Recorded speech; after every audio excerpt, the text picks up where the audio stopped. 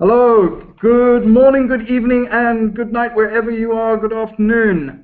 This is Rory Atkinson, and I'm here to you from Radio Works. I am here to share a bit of my story. I'm joined with Charlie Monson, who is one of my great colleagues and business associates, and a very good friend from Joburg in South Africa. How are you doing, Charlie? Hi Rory, good afternoon, good morning, good evening to everybody around the world. I'm your networking host, and today I brought on my good friend Rory Atkinson. Rory, I'm very good, thanks to you. I'm looking forward to a very exciting show today. Yeah, likewise. I'm looking very forward to it. So I suppose I should start with a bit of an introduction of who I am and what I do, hey?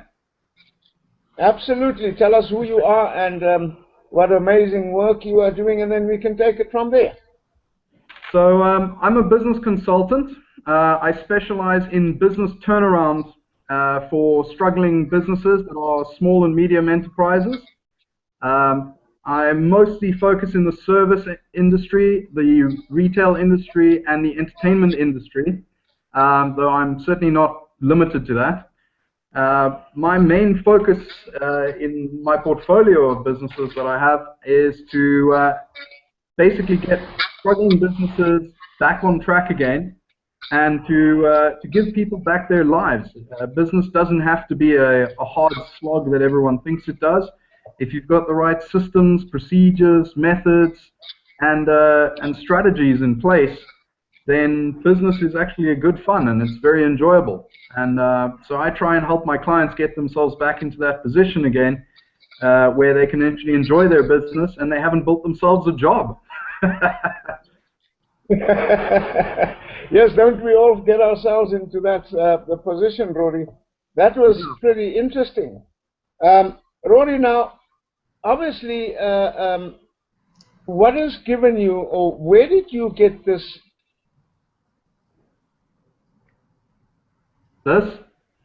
Idea, the person that you are, of business, what motivated you to start that type of business? So, Charlie, I went into, I studied engineering originally, and I discovered from engineering that I had a good talent for problem solving, not so much for the mathematics of it, but certainly for the problem solving element of looking at a situation and working out a method to solve the problem. And I went into business still while I was in varsity, and I started to do business turnarounds, and it turned out to be a very interesting and lucrative business. And then I got involved with the JT Fox organization's coaching a couple years ago. What's it? Almost 3 years ago now. And I was introduced to a fantastic and brilliant man who is now my business coach, Coach Marco Robert. Fantastic guy. And we've become very close friends. And he actually is a business coach and a business consultant himself. So we click very, very well. And together we've built up quite an impressive repertoire of what we've done together, and how we've developed it together. And basically, what I would say to most people is that the key to it is really your systems. Know your systems, know your numbers, and know your procedures. And you know, everything I've found in business, everything from accounting right through to networking, which I know is your forte and speciality and why we met, and everything can be done in the form of a system. And so Marco and I have systematized basically every element of business that we can. And through that, I've helped clients get their businesses back on track. Awesome. That is pretty great stuff, Rory. Now, the one question I would like to ask you, other than the systems, the processes that businesses lack to have, what have you found to be one of the main problems in businesses as well, or with smaller businesses per se? Well, I would say that there are some primary problems, okay?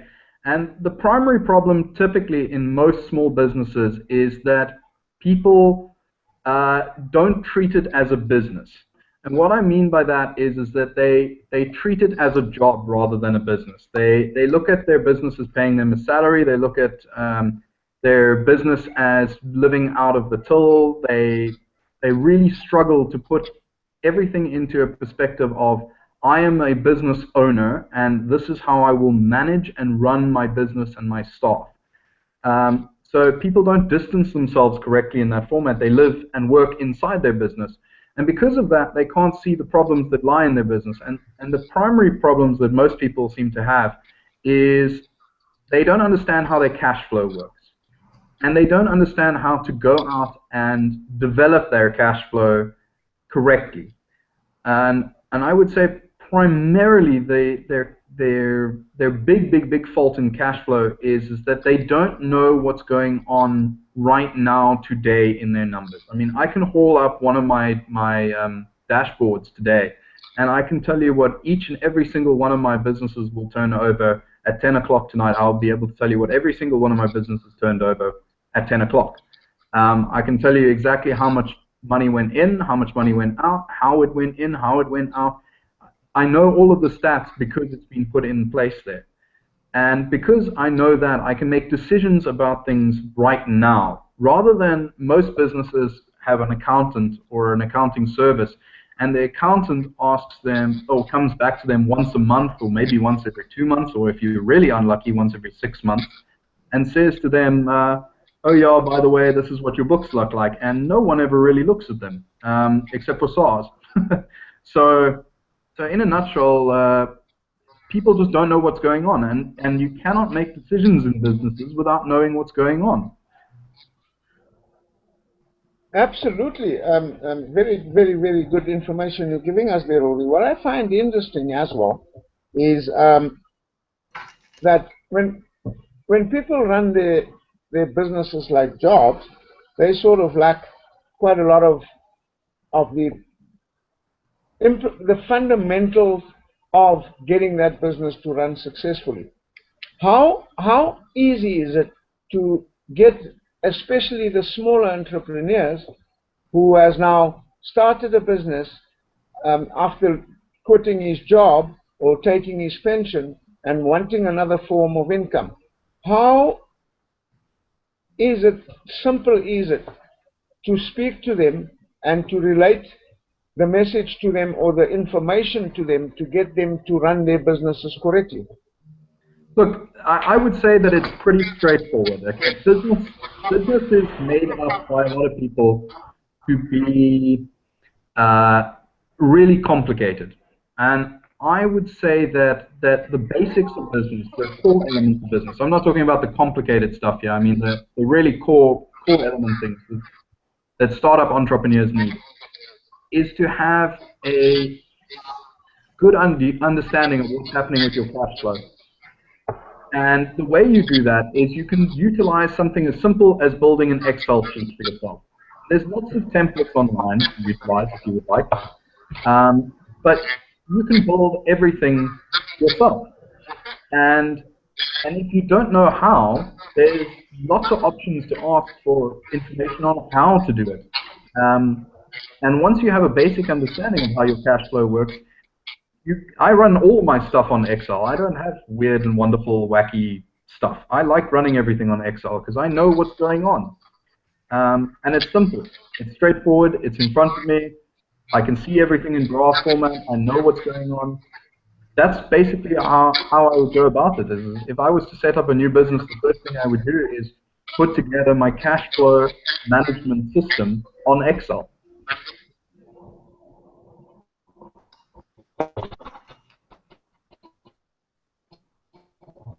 Hello? Marina, would you like to come in and ask a few questions? Well, of course. Thank you. Rory, I really want to share with our listeners what brought you, in this moment in time, for you to come along and open your heart and share with confidence what you know that works, and what is that you work on constantly perhaps is the system that is transferable onto other people's businesses, and they could use it as well to turn their dream into a vision and to turn the vision into a reality, their own reality, and create their own economy. Sure, So I understand. what have happened in your life that you said at some point, you know what, this is not working, I have to take control of this? So I'm happy to share that. I don't often tell that story, and I'm happy to share that with your listeners. So Very grateful. I was in a very dark space when I was busy studying at one point. I was incredibly depressed about everything. It just, to me, my life and my future and my vision was completely wrong, and I didn't know how to get out of it. I felt beholden to my family for helping me through the first few years of my studies. I felt beholden to myself for the money that I'd put into my own studies. I felt that I was prideful. I didn't want to admit that I was struggling. I didn't want to admit that I was unhappy. I didn't want to admit that I had made a wrong decision going into what I was doing. And that was studying at the university and studying engineering. And I decided to myself, you know what, I can't do this anymore. I actually can't. If I carry on like this, I'm going to land up probably in an early grave. And it was a very difficult time for me, a very difficult time for my family, because I made a decision that was, my family are all professionals. My father is very successful. He's a very intelligent doctor. He's a very successful investor in his own right. My mother is a stupidly overqualified nurse who now teaches med students how to be med students. And so my whole family is incredibly successful. My two stepbrothers are highly successful in what they do. And I was in a difficult situation. And I just thought to myself, the only way that I'm going to get out of this is if I do something that puts me at serious risk. And so I climbed into, and I'd always wanted to go into business. So I got a very good business offer across my table, and I went into business with a partner of mine. And we're still partners. And we went into this business together, and it was in trouble when we got it. And we managed to turn it around in a very short space of time, but over a lot of effort, we managed to get it back on its feet. And we did it by completely reworking the way we thought about the business. I looked at the business and I said, right, this is what everyone else is doing, and it's not working. So what can I do to make this work right now? Not next month, not 6 months from the line. How can I make this place get off the ground? And it was in the entertainment industry. And I said to myself, right, I need to find a new market. The market that I'm in is saturated. So the first thing I need to do is I need to find a new market. And the biggest growing market at the time was a young, middle-class, black and colored market that was really looking for a place to spend money but didn't actually have a place to spend it. And I said, right, cool, I can go after that market, and it's a market that no one else is touching. So I effectively went from having no market share to having a monopoly over the market share. And then I changed all of that, and I studied and I learned who my market was. Before I did anything, I learned who my market was. I learned what kind of music they like, I learned what kind of people they are, what their sense of humor is, who they associate with, what do they follow, and so on and so forth. I learned about the culture more than anything else. And I set up my entire business's culture around their culture. I didn't try and force my business culture on them. I set my culture of my business up to adapt to their culture. And I created a sense of belonging for people that until that point didn't feel like they belonged anywhere. They felt ostracized in that area. And I'm very good friends with many of those people. I still own the business. I still love going there. I still love the people that I'm associated with there. And we have a really good time. and the business is still good.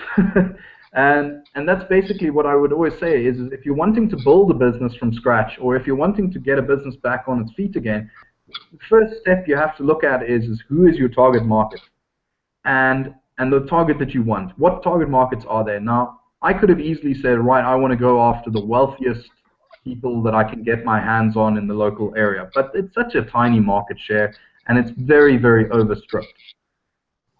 But what I could do is go after a market that no one else was going after because that had a stigma to it. It had a name to it. It had a feel to it that people didn't want. And there was lots of rumors and lots of this, and people looked at me funny, and people called me crazy, and all sorts of other names and things at the time. And sometimes I said to myself I was crazy. But we stuck through it, and we went through it, and we got this business back on track because we built a culture. And we went after a target market that no one else had identified. And that's really, if you look at every big successful company at the moment, they go after a target market in a way that nobody else has done it. If you look at, for example, Airbnb climbed into a market that no one saw. If you look at Facebook, they climbed into a market that no one saw. You look at Google, they climbed into a market that no one saw. And they built a culture that reflects that market vibe. That market feeling, and they built their culture around the market that was there, and because of it, they have incredibly loyal customers.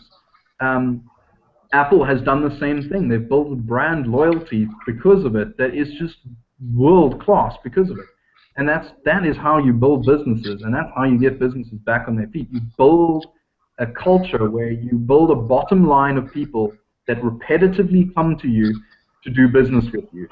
And once you've built that bottom line, then everything else is just money for jam. And you just make sure that you look after the people that keep your business afloat. And I mean, a lot of businesses spend a lot of time chasing money that they haven't got. And the way I look at it is if I haven't got somebody's business already, it costs a fortune for me to go out and get their business. But if I've already done business with somebody, it's very easy for me to do business with them again. And so if I build a relationship with them, then I'll have a constant flow of cash. I look at in my local area, I dive with a group of divers, scuba divers. It's my big pastime. And it's probably my best thinking time is when I'm diving. And I looked at the group of divers I dive with, and we dive every, say, second weekend or so together. And we all dive on the same boat, and we dive repetitively. And why? Because the guy that runs the dive charter has built this brilliant vibe built it around our sense of diving, how we dive, our culture of diving. And I'm using it as an example of how this guy has now built a predictable and sustainable business on the back of just catering to a culture that he has developed. Wow, Rory. So finally, he's telling us exactly this without being apologetic about it. And you know what I love about your attitude towards business is the fact that you still remember where you want to go. You remember why you started this journey. And you remember that is so much abundance out there. Nobody have the right to complain, and nobody could become successful unless they start offering unique services and they go all in. There are no half measures, and I'm talking about this with people from various countries and different cultures, and everybody is thinking, this sounds very complicated. But in all honesty, to identify your ideal client, the client who is ready to pay for your services, the client who needs you, is the shortcut. I don't believe in shortcuts, but building that community is worth every single inch, every single penny, every single second. And I know it's never been easy for you, because to build success means to adapt, to transform yourself into the person who can deliver your service, who can attract the clients you want to attract, who can sustain that relationship with your clients, with your ideal clients. what would you say? We don't have much time left for today, and I hope you'll be back with more. What is a moment, a crucial moment, when you had to take a certain decision, and even if was against your logic, you took that decision simply because was your gut feeling? Yeah, I'm a firm believer in your gut feeling, but I base my decision making first on facts, and then once the facts check out, I will make a decision on my gut thereafter. I'm a firm believer in also in ethical business. I don't like doing business with people that are unethical. I recently broke my rules about that twice, and I got royally screwed because of it. And you know, the thing that I've learned through that process is that you have to be true to yourself, and you have to stay true to what you originally believe in. And when you deviate from that, and you deviate from your way of doing and your business ethics, or as I call it, your purpose, your values, and your principles. I learned that through another guy that I recently worked with, and and honestly, you know, if you just stick to your guns and you stick to the way that you do things and do things the right way, then business will come to you in a way that you'd be surprised. People like doing business with people that they like, and ethical people that you do business with will always come back to do more business with you. And you know, the easy way is not always the right way. And so if I could give one piece of advice to people, it's do it the right way. Be ethical, be honest, do what you're supposed to do in your business, and do it for your clients as well. And when you do it like that, you will build up a client base that is loyal to you. And if you're genuine with people about it, and that's really where Charlie is so good in networking as well, is that he's genuinely desiring to help people. And that's why he and I are such good friends. Is he has a heart of gold, and I'm sure you've discovered that, and your listeners have discovered that over the time. And I've learned so much from him, and I'm sure he will say the same thing. But we learn from each other, and it's simply because we can ethically do business with each other. Wow! So Charlie, you know so many people all over the world, and for you there are no borders, because you have an open mind. What is the key message for today for our listeners? The key message is, Rory has mentioned, be ethical, have integrity, and do things the right way. People tend to be drawn more to people who are have good principles, have good values, and that resonate with them. And that is why, you know, as we says, opposites attract, but not in the universe. It's like minds and like people that have the same principles in life that attract one another. And oh, yeah, I like what Charlie is saying there. I mean, I would say that in addition. Then we'll thank you, Rory, for coming on to the show. Sorry, Charlie. There's no problem. In addition to that, I would add that that you need to have the right system. You have to have, as my coach Marco, who I give all my credit for success to, as Marco would say, you know, you have to have the right system before you take the leap. And I would say put the right system in place and do things the right way, and then you are A for away. And you know, learning is probably the most valuable thing, but if you stick your head in a book and you learn all day long, if you don't apply that knowledge, then there was no point in learning it in the first place. Wow. Most definitely, Rory. You know, I love that. I love that sound of this important message you are sharing with our listeners. But what I really, really like is the fact you've been through so much and you achieved so much. but you are not coming from a place of pain. The success you achieved is not making you bitter, it's making you greater. And for our listeners, just remember this, that unless you go after your dream, somebody else will. From all of After us, until vision. next time, is goodbye. Thank you very much. Goodbye. Goodbye.